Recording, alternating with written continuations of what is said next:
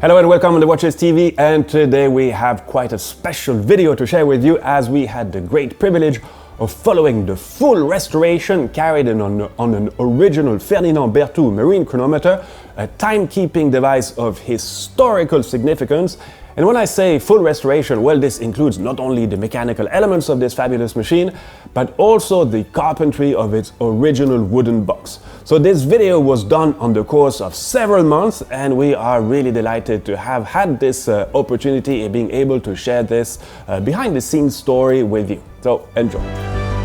The arrival of this marine chronometer number 30 is really an incredible event. And we found this particular piece in an auction in New York. Honestly, we don't know how it got to this auction, but of course we would like to maybe connect with the former owner of the piece.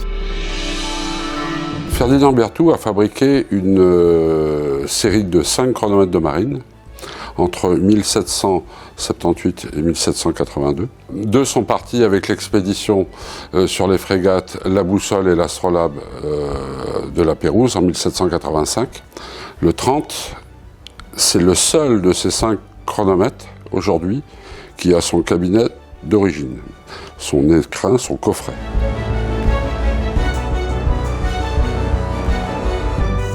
Les étapes principales de la restauration de ce cabinet, c'est de rétablir ce couvercle coulissant qui laissait apparaître une vitre afin de pouvoir voir l'heure. Ça, c'était pour les officiers. Seul le capitaine du bateau avait la clé du chronomètre de marine pour ouvrir le coffret et pouvoir remonter ce chronomètre.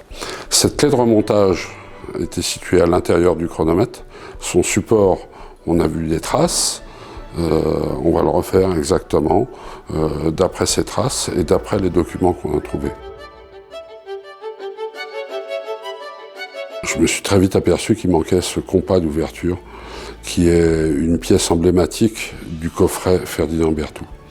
Et donc les traces sous les petites baguettes de bois, comme on a vu, étaient là. Le positionnement des vis, le positionnement de la partie charnière, toutes les proportions sont justes et exactement comme d'autres pièces de Ferdinand Berthoud. Et ça, c'était très important. La clé de serrure était pas bonne, on l'a refaite. On a refait l'entrée de serrure, on avait la chance d'avoir la marque sur le bois. Ça a été quelque chose d'extra. Bien sûr, enlever cette teinte qui la recouvre et pour laisser apparaître ce magnifique noyer. C'est une personne avec qui je travaille depuis plus de 20 ans, ébéniste, voilà, c'est M. Brossy. Et c'est vraiment quelqu'un qui a la conscience de faire les choses vraiment très bien. Et il a cette culture, il a ce respect, il a ce goût. Voilà, là ce sont les grands axes de la restauration du cabinet.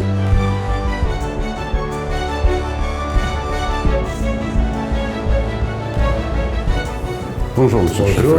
Vous allez me faire découvrir cette merveilleuse restauration. Ce merveilleux objet. Voilà. Voilà, donc la pièce a retrouvé son compas perdu. C'est un beau travail, hein? Absolument, oui. On a absolument gardé les trous.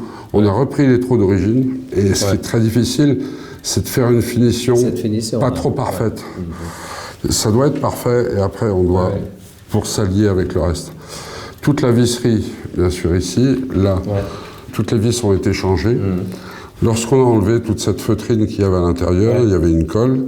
La colle n'a pas été enlevée avec des produits liquides, elle a été grattée, on l'a écaillée. On a refait exactement ce qu'il fallait. Le logement pour la clé. L'intérieur du cabinet a retrouvé sa planche pour pouvoir apercevoir l'heure. Sans devoir ouvrir tout. Voilà. Et ces vis, ces trous de vis, c'était pour visser l'objet. Pour fixer sur une table. Sur une table. Voilà. Pour pas que ça glisse. Voilà. Et le cabinet a trouvé une deuxième jeunesse. Et voilà, il a retrouvé sa couleur d'origine. Voilà, il n'y a aucune teinte. Tout a été ciré, nettoyé. Il fait tic-tac. Parfaitement. Parfaitement. La lunette a retrouvé son petite oreille d'ouverture. Voilà. On a refait une dorure au mercure avec finition à l'agate, comme c'était à l'origine. Qui se marie bien avec le reste. Voilà. Ouais. Les cadrans, vous les avez restaurés? Oui. Ouais. Alors, cadran argenté à la crème de Tartre. Il y a une grande rayure ici qui a disparu. Et le cadran, il a vraiment retrouvé un éclat. Son sourire. Ouais.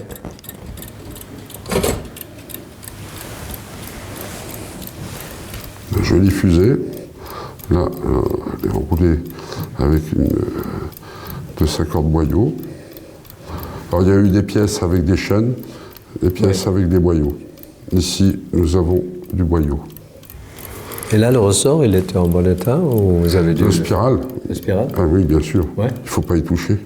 C'est... Non, parfait. Et c'est le cœur de la pièce. C'est un axe de balancier sans pivot, Ouais. juste les galets. Et juste les trois. Les 3 galets supérieurs, 3 galets inférieurs. Ouais. Échappement à détente ici.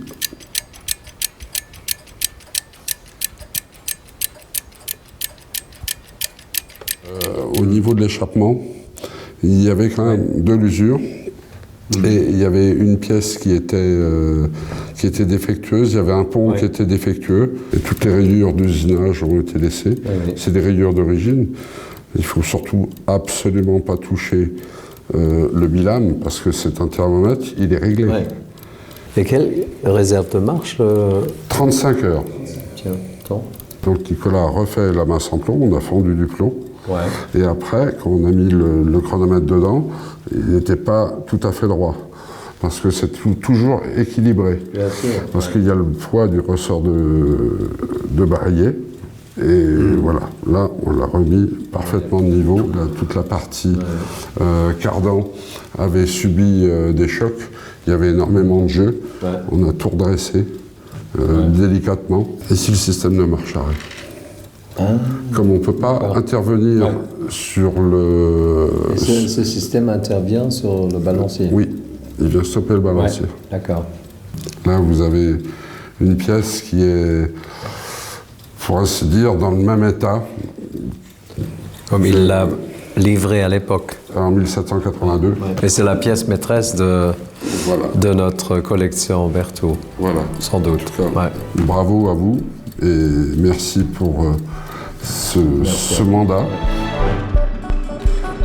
And for us, who actually got our inspiration from one of these marine chronometers, it is Christmas today to have this piece coming home. For us to enhance our inspiration even further.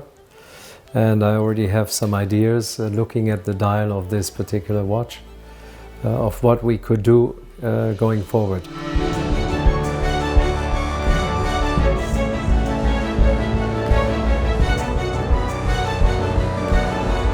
Well, I definitely hope you like this. I know it's a little bit different from talking about modern steel industrial sports watches, but I personally really love when we can follow the various stages of such a project. So thanks for watching, see you real soon, and viva beautiful watchmaking restoration!